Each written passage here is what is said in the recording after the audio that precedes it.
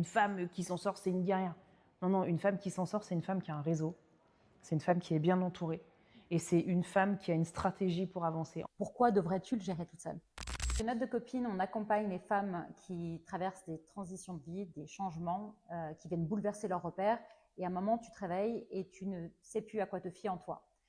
Aujourd'hui, on a voulu donner la parole à une femme qui sait ce que c'est de vivre une bascule et de se reconstruire. Jihen Abdelila, merci d'être là avec nous. Merci. Elle est championne du monde de grappling et surtout, elle aide les femmes à performer à leur max. Merci d'être là. Je te laisse te présenter. Eh ben, super, merci de l'invitation. Donc moi je m'appelle Jihen, donc j'ai plein de casquettes différentes, je suis passée par plein de choses. J'ai été enseignante et je le suis encore, je suis en disponibilité. J'ai enseigné à la Sorbonne, j'ai enseigné dans le secondaire, dans beaucoup de ZEP d'ailleurs. J'ai également été sportive de haut niveau dans plusieurs sports différents et notamment championne du monde de grappling et combattante professionnelle de MMA. Et arrivée la trentaine, j'ai tout mis de côté, l'éducation nationale. Je me suis lancée dans les sports de combat. Je suis devenue championne du monde à 35. Et à partir de là, j'ai construit ce qu'est la JN Academy, ce qu'elle est aujourd'hui. Et je suis encore en train de travailler sur ce qu'elle va devenir. Et quand tu étais justement une petite fille, est-ce que tu avais imaginé tout ce qui allait se passer? En fait, tout ce que j'ai voulu faire en tant que petite fille, je l'ai toujours fait. J'ai toujours voulu être entraîneur. J'ai été entraîneur fédéral en gymnastique très tôt. Je crois vers 16-17 ans, j'étais déjà entraîneur fédéral. Je suis la seule femme en Europe à avoir été préparateur physique de combattants professionnels de MMA qui sont à l'UFC ou Bellator. Ça aussi, c'était mon rêve d'être préparateur physique. Je prépare des footballeurs, des golfeuses, etc. J'ai toujours rêvé de devenir championne du monde. Je l'ai fait aussi. Le rêve qui était peut-être un petit peu moins accessible, c'était d'être mon propre patron. Et je m'étais dit que dans l'éducation nationale, c'était cool parce qu'il n'y avait pas forcément de hiérarchie. Et puis aujourd'hui, j'ai réussi à passer le cap et à être mon propre patron. Il y a souvent dans la vie des moments où on a un avant et un après. Est-ce qu'il y en a un qui te vient à l'esprit, en fait, quand je te dis ça? Alors j'ai plusieurs avant et plusieurs. Il y a plusieurs étapes comme ça dans ma vie. Il y a eu mon opération de l'épaule en 2004, où après je suis handicapée pendant 8 ans et je peux plus rien faire, je peux pas lever le bras. Le moment où je me fais agresser par 20 jeunes dans la rue, quelque chose d'assez violent, où là aussi l'après a été compliqué, mais je crois que le vrai après, c'est quand je me suis rendu compte que j'étais enfermée dans une cage dorée, dans une prison dorée avec l'éducation nationale, avec un salaire qui rentre tous les mois, et puis au final on ne prend pas trop de risques, et puis on est dans un train de vie où on s'ennuie, on n'arrive pas à faire ce qu'on veut. Et le moment où j'ai ce déclic, et je quitte l'éducation nationale, je fais une formation HEC, et 6 mois plus tard, mon portrait est en grand chez HEC, comme étant une des personnalités puissantes en devenir des femmes entrepreneurs. Mais ce qui est bien, c'est qu'à chaque fois où on pense qu'on a atteint un mur et un plafond de verre, il y a toujours la possibilité de dépasser ce plafond de verre. En tout cas, moi, c'est comme ça que je me suis faite. Alors, j'ai mené beaucoup de guerres. On ne va pas se mentir, ça n'a pas été facile, mais voilà. Finalement, ça a été des moments un peu décisifs qui ont étendu ton champ des possibles. En fait, exactement. En fait, on a souvent l'impression que la réussite, c'est toujours quelque chose de linéaire, et c'est forcément une ascension. Alors qu'en réalité, pour réussir, il faut échouer. Il n'y a pas d'autre.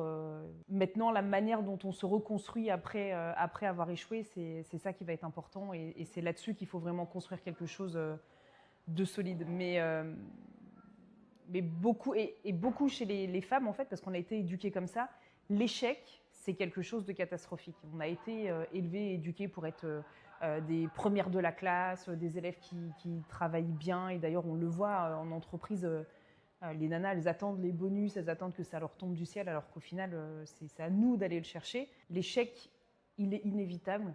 Et en fait, l'échec, c'est ce qui permet de progresser. Si on fait que réussir, on reste, comme quand je l'étais dans l'éducation nationale, on reste dans un truc qu'on connaît et on n'avance pas. Et il ne faut pas avoir peur de se planter, et au contraire, et puis pas être dans les discours de oui, il faut en tirer des leçons. Non, c'est pas en tirer des leçons, c'est construire quelque chose à partir de ça. Et justement, sur ces différentes étapes-là dont tu m'as parlé, est-ce qu'il y en a une où particulièrement tu te rappelles, celle-là a été particulièrement dure, et qu'est-ce qui passait par ta tête à ce moment-là, en fait? En fait, l'étape la plus dure, c'est quand tu as tout quitté et que tu te retrouves un 15 du mois et que tu n'as plus ton salaire de l'éducation nationale qui rentre et que tu te dis, en fait, là, il va falloir que je fasse un choix entre remplir mon frigo, mettre de l'essence. Quel choix je fais, en fait? Soit je remplis mon frigo, soit je mets de l'essence pour pouvoir aller chercher ce pourquoi j'ai tout abandonné, en fait. On se pose les questions et puis les personnes dans notre entourage, c'est pour ça qu'être entouré de bonnes copines, c'est super important. Parce que les personnes, en fait, vont nous projeter leurs propres limites en se disant « Ouais, mais peut-être que tu devrais retourner dans l'éducation nationale, mais mets-toi juste à mi-temps, t'es toujours en machin. » Et puis, en fait, quand tu réfléchis, tu te dis « Mais allez, c'est un problème qui a une solution. Il y a une solution à ce problème. Même si je voulais, là, tout de suite rentrer de l'argent, je pourrais. Parce qu'il suffirait que je rappelle d'anciens clients en coaching, machin, et je suis sûre que je peux m'en sortir. Donc, s'il y a une solution, c'est que ce n'est pas vraiment un problème. C'est juste une question de temps. Maintenant, quelle stratégie tu mets en place pour que ça n'arrive plus jamais? Et c'est pour ça qu'être entouré de vraies copines, parce que moi à l'époque j'ai des copines qui m'ont dit « Jen, ne lâche pas parce que tu t'en rends pas compte aujourd'hui, mais ce que tu es en train de faire c'est quelque chose d'incroyable et c'est extraordinaire et il n'y a personne qui peut le faire à part toi. » Et j'ai bien fait de les écouter. Justement, c'était ma question. Ma question suivante, c'était est-ce que tu étais entourée à ce moment-là? Est-ce que tu as eu de l'aide? Moi, j'ai toujours tout fait toute seule. Même au niveau de ma famille, j'ai jamais eu de support ou d'aide. Mais par contre, j'ai aussi très peu d'amis.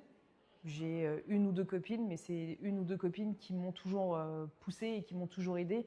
Je me rappelle de mon amie Sahar, qui est gynéco et qui m'a dit « Écoute, tu sais quoi, dans mon cabinet, j'ai un cabinet où pour le moment, j'ai pas de médecin. Je te le mets à disposition, fais tes coachings ici. Comme ça, tu seras plus à l'aise, etc. » Donc, j'ai toujours et c'est important, des personnes qui m'ont toujours poussée dans le bon sens, même si elles étaient que une ou deux. Et c'est toujours mieux, en fait, que de n'avoir personne. Et après, les autres personnes, celles qui viennent vous parler dans l'oreille, qui sont tout le temps dans la négativité ou qui sont tout le temps en train de vous dire ce qu'elles feraient à votre place, etc., elles sont juste en train de projeter sur vous ce qu'elles n'arriveraient jamais à faire. Donc, ne les écoutez pas. Toutes ces traversées, parce que finalement, il y en a eu plusieurs, comme tu le dis. Qu'est-ce qu'elles t'ont appris? Et qu'est-ce que tu aimerais dire, en fait, finalement, à la toi de l'époque? En fait, moi, ce que j'ai appris, c'est que j'ai passé toutes ces étapes-là dont j'ai pas envie de parler à la petite que j'étais parce que tout ce que j'ai fait, je l'ai fait sur l'instant avec ce que j'avais sur le moment et ce que je pouvais et ce que je savais faire. Donc, c'est quelque chose que je ne peux pas changer. Aujourd'hui, avec le recul, je me rends compte que tout ce que j'ai construit, je l'ai construit en menant des guerres et des batailles qui étaient vraiment, vraiment difficiles à passer. Et en fait, la seule chose que j'ai envie de dire, c'est tout ce que tu vas faire là, toutes les étapes auxquelles tu vas passer, c'est des choses où tu vas permettre à d'autres femmes de ne surtout pas passer par toutes ces choses difficiles par lesquelles toi tu es passée. Moi, ça m'a mené quand même jusqu'à enclencher une psychanalyse à un moment donné où le psy m'a dit très clairement, en fait, je ne sais même pas comment vous faites pour tenir encore debout. Parce que, en fait, c'est la première fois que je vois quelqu'un avec une force et un mental comme le vôtre. Parce que n'importe qui dans votre situation aurait terminé en hôpital psychiatrique ou aurait fait une dépression sévère. Et ça, je veux pas que d'autres personnes passent par là. En fait, tu as eu la chance parce que tu avais un mental d'acier. Et c'est vrai qu'il y a beaucoup de femmes qui passent par des choses extrêmement difficiles, mais qui se disent qu'il faut qu'elles le fassent seules. Ouais. Alors qu'il y a d'autres femmes qui sont peut-être passées par là ou des choses similaires ou qui peuvent leur montrer le chemin pour peut-être y aller un petit peu plus vite. Ça ne veut pas dire que ce sera, on le sait très bien, hein, ça ne veut pas dire que le chemin va être simple. C'est jamais simple. Mais il sera peut-être un peu plus rapide, avec un peu plus de soutien, un peu moins seul aussi. Ouais. Oui, et ça c'est indispensable. Parce qu'en fait, à partir du moment où on est justement dans un réseau, on a un réseau. Voilà. Et c'est ça qui est important, c'est que cette personne-là, demain je viens te voir, peut-être que tu vas me donner un contact parce que tu es passé par là aussi ou parce que tu as rencontré quelqu'un avant moi. Et le contact que tu vas me donner, c'est quelqu'un qui va me faire gagner peut-être 6 mois parce que c'est quelqu'un qui sera justement dans la bonne dynamique par rapport à ce que je recherche. Ou peut-être que tu vas me dire attention, parce que tu vois, l'étape là que tu es en train de sauter, c'est une étape que moi aussi j'ai sauté à un moment donné et j'ai été obligée d'y revenir. Donc peut-être qu'il vaut mieux que tu prennes ton temps sur ça pour vraiment consolider toutes tes bases. Et du coup, c'est ce qui te fait aussi gagner peut-être 6 mois, peut-être 1 an, peut-être. Et l'entrepreneuriat, c'est déjà quelque chose qui isole énormément. Les femmes ont tendance en plus à être isolées aussi. De fait, il suffit de se retrouver divorcée, à la charge de ses enfants. Et on est toute seule. On est toute seule en permanence. Et l'entrepreneuriat, ça isole encore plus. Si en plus on a une maladie chronique, moi j'ai de l'endométriose, c'est une maladie aussi qui m'enferme moi des fois j'ai l'impression d'être complètement autiste. Ben, on n'avance pas. Et si en plus on a une société qui nous a mis dans la tête le mythe de la formation des femmes à travers la formation de guerrière, une femme qui s'en sort, c'est une guerrière. Non, non, une femme qui s'en sort, c'est une femme qui a un réseau. C'est une femme qui est bien entourée. Et c'est une femme qui a une stratégie pour avancer. En aucun cas, c'est une guerrière qui traîne ses 6 gosses, sa pension alimentaire, son truc, son machin. Non, ça ne marche pas. Et quand on en est là, il vaut mieux avoir un soutien et de l'aide. Ce que tu dis, c'est exactement ce qu'on rencontre. En fait, on voit beaucoup qu'il y a cette systématisation, on va dire, des femmes. Beaucoup dans les femmes francophones, moi je le vois, beaucoup plus moi qui habite aux États-Unis, donc je vois un peu la différence du mindset aux États-Unis. Les gens sont beaucoup plus enclins à investir finalement dans leur développement ou dans de l'aide. En France, pas trop. Et surtout quand c'est des choses qui touchent le personnel. Plus ça touche le personnel, là on se dit oui, je vois, ça me parle, mais en fait, non, je vais le gérer toute seule. Mais tu n'as pas besoin de le gérer toute seule en fait. Pourquoi devrais-tu le gérer toute seule ? Ça, c'est une vraie question et c'est une vraie problématique de société. C'est un vrai problème aujourd'hui. En tout cas, moi, je l'ai remarqué chez les femmes. Les femmes vont investir beaucoup plus pour les autres, par exemple la santé des enfants, la santé du mari, etc., sans jamais se préoccuper d'elles-mêmes. Et quand il faut faire quelque chose, je sais pas, postuler à un nouveau poste, elles vont attendre d'avoir 80% des compétences avant de postuler, là où un homme va postuler dès qu'il a 40% des compétences. Alors qu'en fait, elles peuvent déjà postuler. Mais elles sont en permanence à la recherche de ce qu'elles n'ont pas. Elles basent toute l'estime d'elles-mêmes sur ce qu'elles n'ont pas et pas sur ce qu'elles savent faire. Et du coup, elles savent qu'elles n'ont pas ça, mais elles vont attendre en se disant je vais le faire peut-être dans 5 ans, dans 6 ans, etc.